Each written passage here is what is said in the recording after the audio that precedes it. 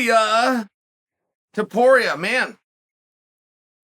I tell you what, if I didn't have Ilia Topuria, I don't know if I'm talking to you guys very much this week. This guy has really stolen the show. You want to know a sign of success? And people used to do this. I wish they would do it more. I think it's one of the great questions. I really do enjoy it from a personal standpoint. But you know what they used to do?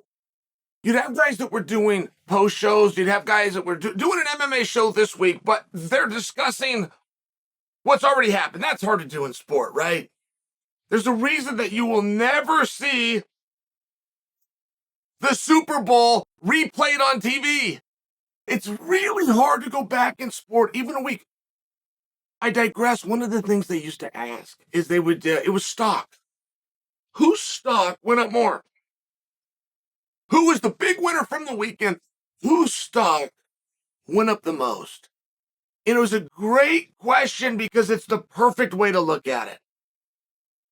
That is the perfect way. See, and whose stock went up the most is scientifically quantifiable. Now, everybody's throwing the word science out there a little much, and maybe I just did it too. But there is a number that you can actually look to, and that will be the correct answer every single time, which is who got the most headlines after the fight. And you can generally sort this out from top to bottom with both hands. Conor McGregor himself might not get 10 headlines after a fight, right? About a fight after the fight. He'd have to go get them before what's next. I'm sure. Are you understanding the distinction? It's very important that you do. Because Ilia's getting them all over here at Bad Guy Inc. Every time I look, I'm thinking about this guy. 9 out of 10 times I'm happy with him. 1 out of 10, he makes a miss. Let's talk about that. So, Ilia is in a... Boy, has he learned. If he has the ability to stand back and look at his own career in the last 2 years, boy, has he gotten an education in the MMA business. I'm not sure he's done that, though. And again, I'm just personalizing. It's hard to do when you're in it. My biggest regret about my career is I never enjoyed it, not a second of it. It's too stressful. There's too much to do. It's too busy. Got this meeting, got this interview, got to do this show on the East Coast. It's drive time at 7 a.m., which is the hottest hour, but I live on the West Coast, so that's 4 a.m. Got to be up at 3 o'clock to have some coffee and have the sleep out of my voice because I don't want them to know I just rolled out of bed. I mean, it's one of these things. Oh, by the way, Clayton doesn't care about any of those things. It's wintertime in Oregon and it's snowing, and he wants me on the hill in the dark at 6:30 to run. I mean, right, it was one of these things like there was never a time to stand back. And I say that because Ilia has covered a lot of ground and a lot of thresholds have happened, okay?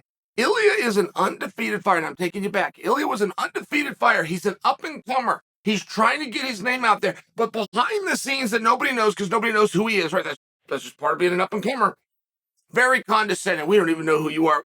But it's also a reality. Nobody knows who you are until they know. Behind the scenes, he's agreeing to anything. He's agreeing to any money Sean Shelby wants to offer him. He's agreeing to get on an airplane and go anywhere to fight anybody with any placement on the card, and absolutely no guarantee coming out the backside. That's another part of your career. You can eventually get to a spot where your fights are going to matter. And if they don't matter, you can refuse to do them.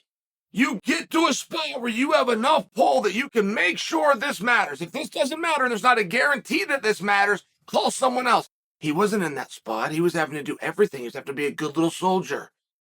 And he was being one. And he got no credit for it. And Patty the Batty hadn't had quite as beautiful of a record. Patty had a little more experience. I got to give that to Patty. Patty had over 20 fights. But it wasn't quite as beautiful of a record as good as it was. It was roughly, if I was to guess, 7 times the prize. It could be as high as 10 times the prize for Patty. Higher placement, more recognition, more media, more opportunity. More press conference, more questions. Goes to Patty. and Ilia gets nicknamed Mr. Water Bottle. That had to be a very hard thing to swallow. And it had to be a really, really hard thing to swallow that he probably didn't understand. Some guys don't. They do not understand there's a pecking order. They don't understand if somebody's in front of somebody. They don't understand what I'm saying about card placement. They don't understand what I'm saying about press conferences and star power. They don't understand what I'm saying about money. And sometimes you get so locked in this rat race. Greatest example of that is Cody Garbrandt. Cody Garbrandt will be a Hall of Famer. Cody Garbrandt will be in the Hall of Fame. Whatever it takes to be a star, Cody Garbrandt has it. The only thing holding Cody Garbrandt back from success and money and popularity in this sport is the sport. As soon as he says goodbye MMA, his life's going to open up, not the other way. You guys agree with that, right? He's got the right look. People like him. He's tenacious. Cody Garbrandt's got it. Cody Garbrandt almost got escorted off the Ultimate Fighter because he was an unknown commodity that had never fought on television, wasn't ranked anything at all, and he got face-to-face with Conor McGregor. Dana White's looking around, he's going, that's my star. Hey, Faber, what'd you tell me this guy's name was? This guy is thinking of punching my star? The star of the whole show. This show, Conor's got to be here. You're thinking of punching him? You, young man, are not coming back. That almost happened to him. And it was like a year and a half later, he was locked in the cage with Dominic Cruz. I mean, it came really fast. And I use that comparison because this is what's happening to Ilia. Garbrandt might have been locked in the cage with Dominic Cruz for a world championship in a real record amount of time. Ilia's already been a main event on ESPN against former #1 contender. Ilia's right there. And these are all lessons that he's learned ever so quickly.